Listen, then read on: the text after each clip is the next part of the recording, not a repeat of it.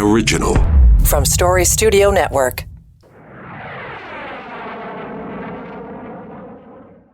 This week, Now and Next brings you a special Remembrance Week series, brought to you by the RCAF Foundation.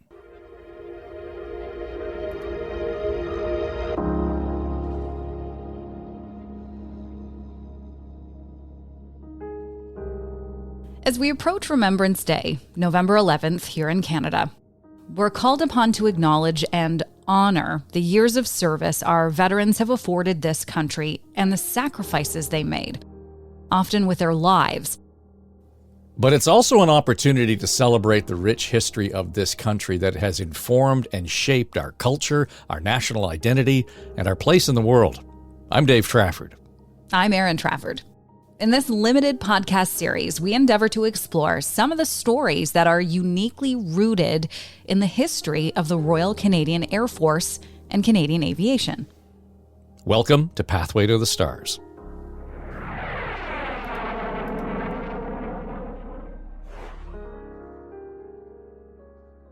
This episode is about two historic characters. They fought side by side in World War I. They were celebrated flying aces. They both enjoyed national notoriety and a good deal of fame. So they're like Maverick and Iceman, is what you're saying. Yeah, exactly. I mean, that they are the characters. And who we're talking about here, people will know probably the first name, Billy Bishop. If you fly in and out of the Island Airport here in Toronto, you're flying in and out of Billy Bishop Airport. So we got it. But the second guy is William Barker. And I know the name's just kind of hanging out there. It doesn't resonate the same way. But Bishop's and Barker's celebrity would have been something closer to, Austin Matthews and Connor McDavid right now in the NHL. So if these guys were the Maverick and the Iceman, the Tom Cruise and the Val Kilmer, the Matthews and McDavid stars of the day, how did Barker fall off the radar? I talked to Jason Wilson for this episode. He's a history prof at Guelph University. And he told me these two guys had the same pedigree, the same credentials. They're both from this fighter pilot archetype that we might see in Top Gun, where they're both in that ever in the hunt for adventure. But it comes down to one basic difference. Bishop, for all intents and purposes, was born to be a PR hound. You're absolutely correct. Bishop had a way of self-promotion that Barker certainly did not. But even at that, nearly 100 years after his death, still, Barker's an all but forgotten character. There has to be more to this story, though, than just good PR. Like, how does one end up being celebrated as the national hero, and then the other one just kind of more or less disappears? Yeah, well, it's a good question, and there are real attempts to sort of revive that memory and the character. So I want to bring in our friend and colleague, John Wright, to the story. Our listeners will probably know him as the veteran pollster and the researcher. So this all starts with John browsing through a bookstore on the south side of the downtown University of Toronto campus. I actually was around Spadina Crescent one day, and there's a bookshop there, and I went into it and I found a book on the shelf by Mike Filey. And John just picks up a book, and it was written by a local Toronto historian, the late Mike Filey, talking about the people who had been buried in Mount Pleasant Cemetery. And so, like a total geek, I picked up the book. Now, the book chronicles the lives of some of the people buried in one of the largest cemeteries in Toronto. Today, Mount Pleasant, right in the middle of the city. 100 years ago, it would have been on the northern edge of town.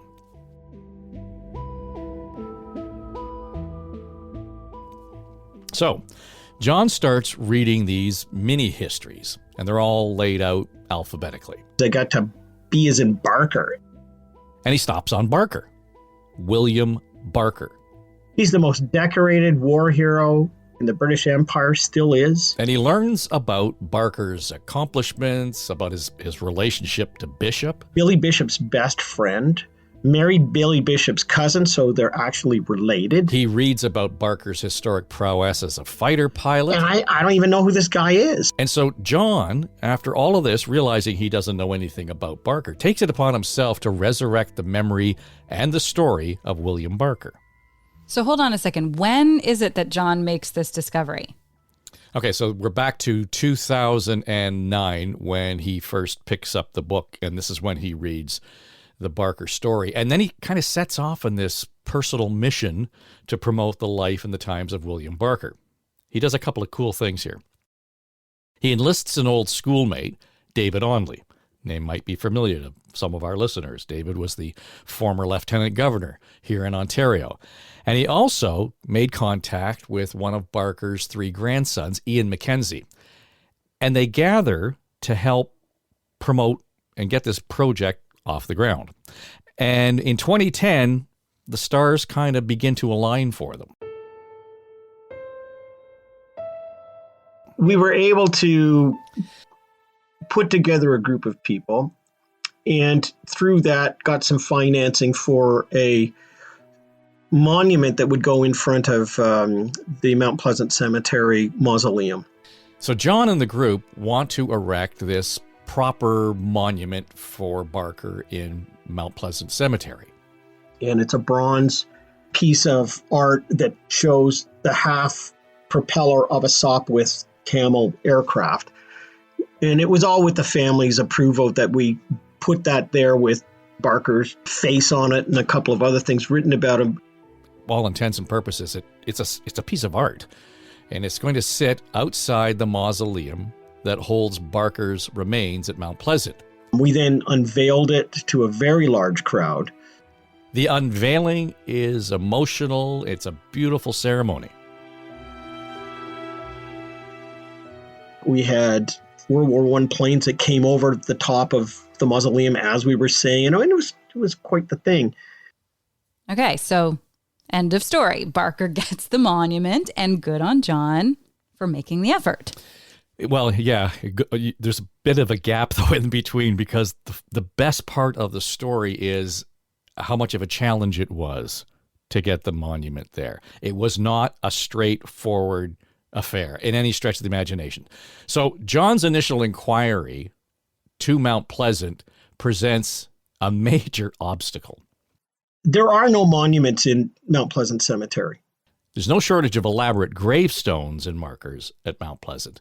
But as a matter of policy, the cemetery does not allow monuments.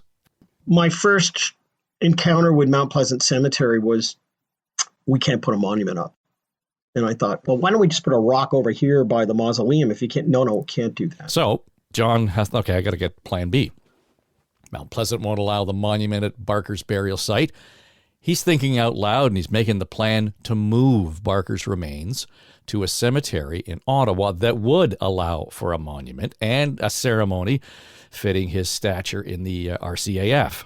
So I actually returned home, and then I started talking to the Mackenzie family, and I actually wrote out an email saying, under consideration, would you consider taking him to Ottawa, like exhuming the body and putting on a parade like the fallen heroes and having it across Ontario, where they would go then to the National Cemetery and have him reburied there. So he pitches the idea via email to Barker's family. And I described it in kind of a creative way, with a helicopter going up above and people coming out to see it and waving their flags, because the whole idea was to make him come alive. And almost immediately, within hours, oddly enough, John gets a call from the folks at Mount Pleasant. I got a call the next day, and it said, can you come over to the mausoleum, please? And I went over, and they said, look, why don't we put this monument here, and we go down, and we can do the door, and we can do all of this stuff. And I was astonished. I thought, holy geez, what's happened here? And I got in the car, and I remember this so clearly, and there was a knock at the window, and I downed the window, and they looked to me and said, so he's staying here, right? And I went, yeah.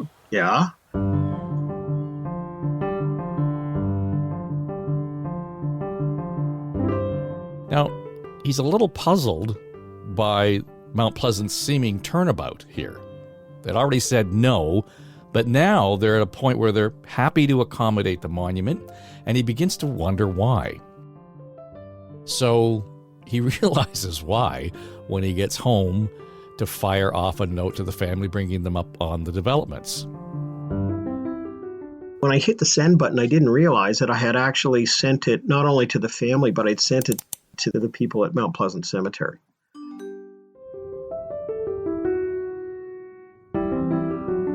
I honestly did not know that I'd done that.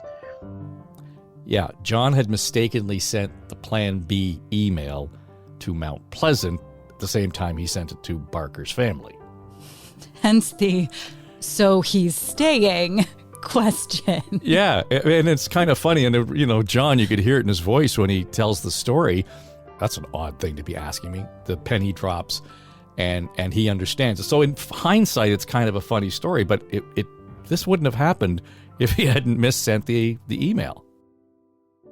Okay, but it also gives you a sense of the passion and resolve John had for this whole project. I mean, they were at least discussing, if not considering, the possibility of exhuming Barker's body and moving him to a place where he'd be acknowledged. You're right, but to be clear, in the long run, they never would have moved Barker's body, and just because it would have had so many implications on the family as a whole. The second part of this is Mount Pleasant Cemetery has become a really important partner in this whole project with John Wright, and the move to promote and support the memory of William Barker. And that includes a number of Remembrance Day services that they've held over the years, specifically at Billy Barker's monument. But again, as a result of John's misdirected email, Barker's monument right now, the only one in Mount Pleasant. So, I mean, that's awesome to hear that he's getting his due. Like, what has it been, 90 years? Yeah, so almost a century. 90 years since World War I. But all of this, to me, still doesn't fully explain why Barker sort of faded into obscurity in the background. Okay, let's go back to Jason Wilson, because as he told us, Billy Bishop loved the limelight, right? He was a self-promoter. Barker, not interested or inclined for self-promotion. And there's a constant narrative here when you dig in and you find out more about Barker. He was not the greatest guy to be around all the time. Barker probably was his own worst enemy. If you look at his post-war career, nothing lasted very long. Now remember, Barker, Bishop, both adrenaline junkies, right? They had to be in order to be as great as they were in the cockpit in the Sopwith Camel. That's the biplane that Barker flew during the war. He defied death and won over and over and over again. And now you get to post-war, and it was a pretty rough transition to go from the open cockpit. He's waging dogfights of the skies of Europe, and then now into the shirt and tie office job world. Who gets that kind of chance to face death over and over again and win like he did in the First World War, and then to bang, stop, that's it. What else can you do? But Billy Bishop would have faced that exact same kind of abrupt identity transition, right? Yes, he did. But there are two notable differences, first, between Bishop and Barker. We talked about the first one. Bishop is the PR hound. He's the self-promoter. On the other hand, Barker is the guy who was severely wounded during his career as a fighter pilot. So in 1917, he suffers a head wound from anti-aircraft fire. And in the course of it, he passes out in the cockpit, all right? He is revived by the observer. Now, this is the guy who's sitting in the seat in the front of the plane. And he wakes up to the observer pouring alcohol down his throat. That's how he wakes him up. Whoa. Yeah. And he manages to regain control of the aircraft. The aircraft crashes, but the two of them survive it, and all that's good. But then he's severely wounded in a dogfight in 1918. he's not quite as lucky a year or so later. He's almost mortally wounded. He has his elbow blown off. He's shot twice others. His legs are permanently damaged. His left arm it's got limited movement. And he ends up in a field alive, and they take him to the surgery to get fixed. And he's so famous at that moment, there are even photographs of him on the table with doctors and the nurses standing behind the gurney. Barker will survive a dogfight where, by all accounts, he was severely outnumbered by enemy fighter planes, but it leaves him disabled. And so even though he's a Victoria Cross recipient, he couldn't even walk the few paces that was necessary to collect the Victoria Cross at Buckingham Palace when he got it in 1919. So there's that physical side as well that must have worn down on a man that was, while he was only 35 when he died, was probably very, very much older, given the war wounds, physical and emotional. Now remember, Barker was a guy in his early 20s when he fought in World War I. So the physical damage may have been treated to some extent in hospital, but emotional trauma would have been all but ignored at the time. We didn't know about PTSD, never mind treat it. It was a sort of buck up and get back in the game feel to it, right? So this is all kind of making me sad. Like he's the adrenaline junkie, a decorated pilot who quite literally couldn't stand before the king to receive the Victoria Cross. I mean, all of this, now this feels like a sad story with a sad ending. Well, it is to some degree. He died at the age of 35. Here we are, the spring of 1930, and Barker was the newly appointed president of Fairchild Aviation Corporation of Canada. He's in Ottawa in March. He's there to demonstrate this newfangled Fairchild aircraft for the Department of National Defense. And as the story goes, he gets into the plane, he takes off, he does this kind of swoop over the crowd, very dramatic, and then he pulls it into a steep climb. The engine stalls at about 200 feet. Fairchild crashes nose first. Barker's killed.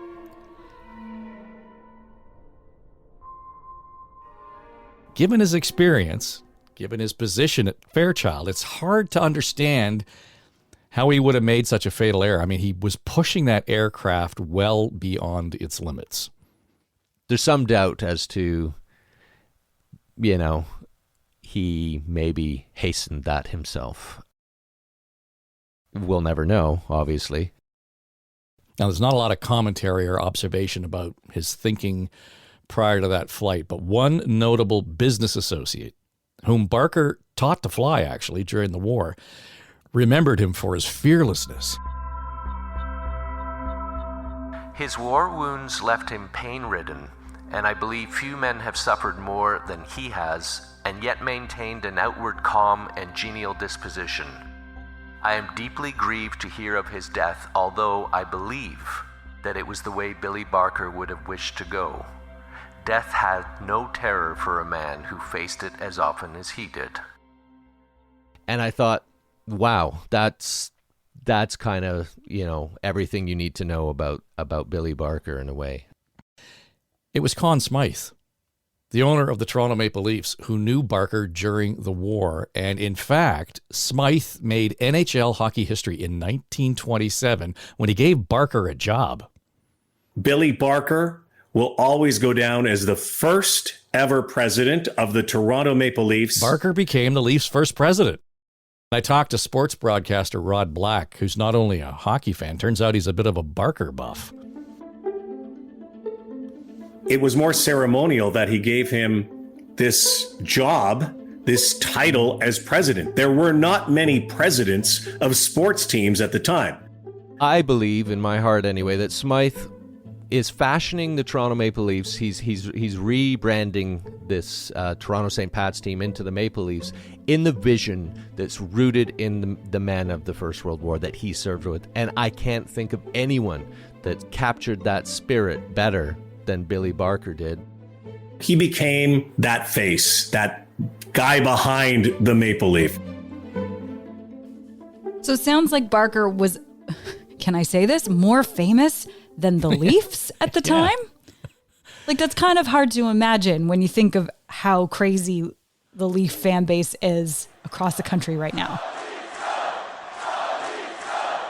Yeah, absolutely. I mean, his celebrity preceded himself. It preceded the Leafs.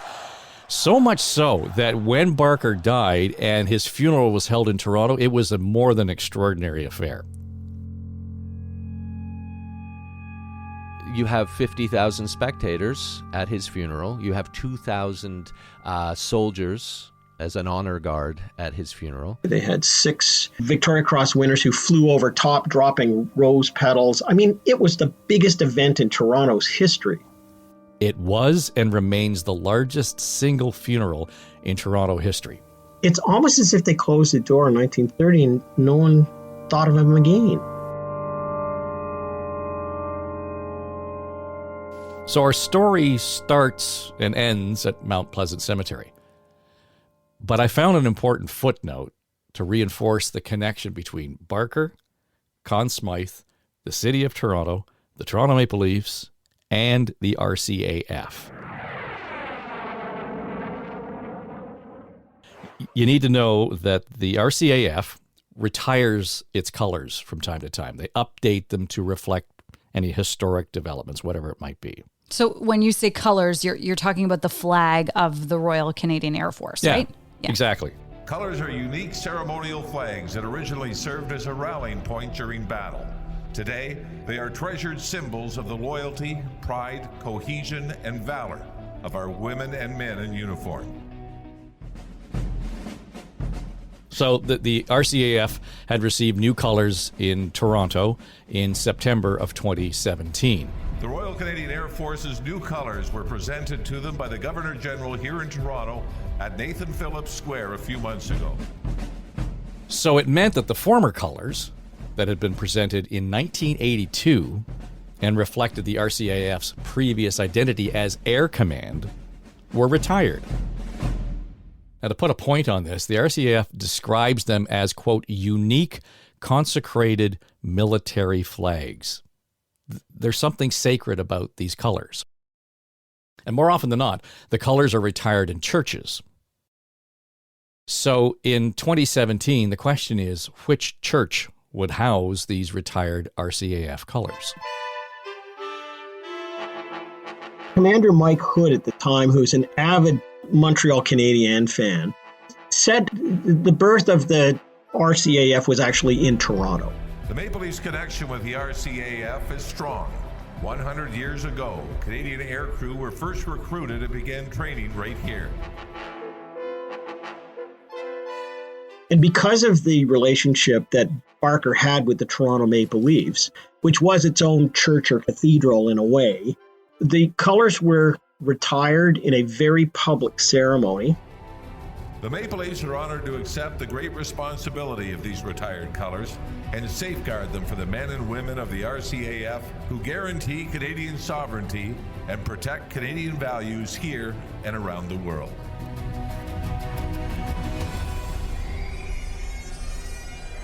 So if you go there in Raptor Square and you look just to the left, there's a cutaway in glass, and it's the two sacred flags looking at each other, and you can see it from both sides. And those are the RCAF colors that were retired, not to a church, but to the place of the Toronto Maple Leafs. The Toronto Maple Leafs are honored to accept the colors of the Royal Canadian Air Force.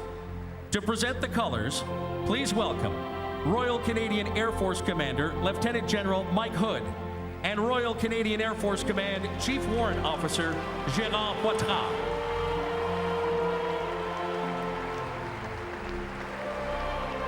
And to accept the RCAF colors on behalf of the Toronto Maple Leafs, please welcome Leafs alumni Daryl Sittler and Darcy Tucker. So there's a Barker connection right to the Toronto Maple Leafs to this day. And the RCAF under Mike Hood, again, a Montreal Canadian fan, said, gotta go there because that's where it belongs. Ladies and gentlemen, please rise and remove your hats. Carrying the colors, the Royal Canadian Air Force Color Party.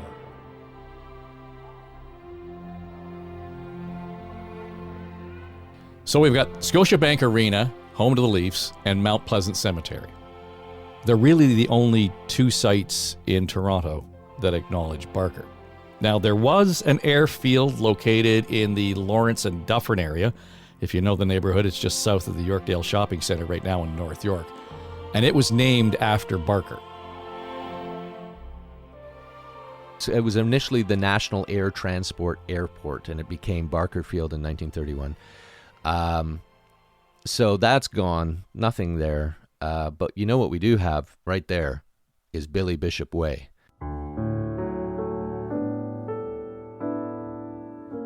A street right in the heart of this aviation hub of Toronto aviation history.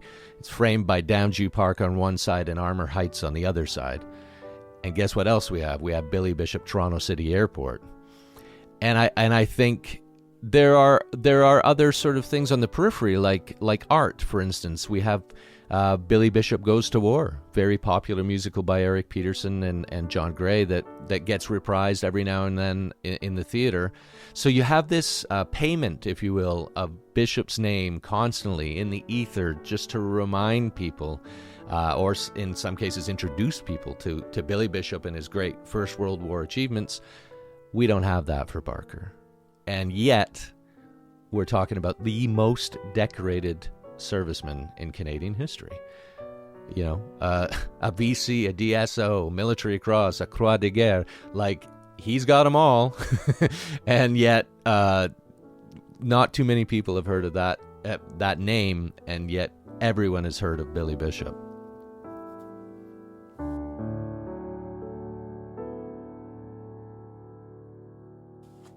So when you hear all this put together, though, it's hard to believe Barker hasn't been celebrated more.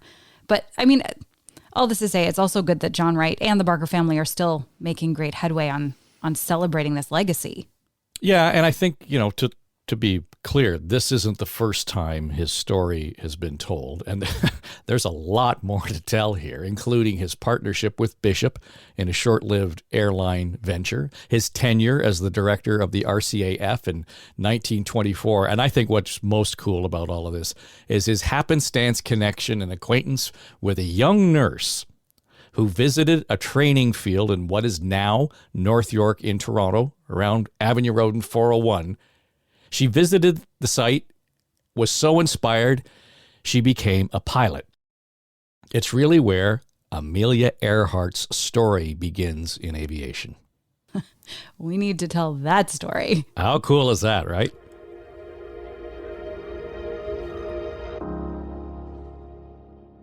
This Now and Next series, Pathway to the Stars, is produced for the RCAF Foundation by Story Studio Network. And we'd encourage you to go over to their website, check them out, rcaffoundation.ca, and while you're there, you may want to consider donating to the RCAF Foundation scholarships offered to Canada's next generation of aviation and aerospace leaders like Evan Schoenfeld. When I was in high school, we have a convention where colleges and universities can set up booths at our high school, and we can walk around and talk to different representatives who will talk to us about their respective schools. I went to the Royal Military College booth and I started talking to the representative there. I told him I wanted to be a military photographer and what my goals were. He told me that there weren't any positions available at that time, but if I wanted to get into the college and start looking at other fields of study that interested me, I would be there and ready for when a position opened up. So I started talking with him about my likes and dislikes, and he started explaining some of the programs that he thought I would enjoy. When he started talking about aerospace engineering, I fell in love. Right then and there, it hit me. That was exactly what I wanted to do for the rest of my life. So all of my goals, everything that I've done since then, has been working towards a career in aviation. Your money helps with those ambitions and those dreams. Again, go to rcaffoundation.ca and make a donation today. Now and Next is produced by Becky Coles. Our production manager is Jamie Nickerson. Our audio editors are Mike Trutler and Drew Garner. Our sonic logo designer is Greg McDonald. And our executive producers are me, Dave Trafford, and Aaron Trafford. Thanks for listening.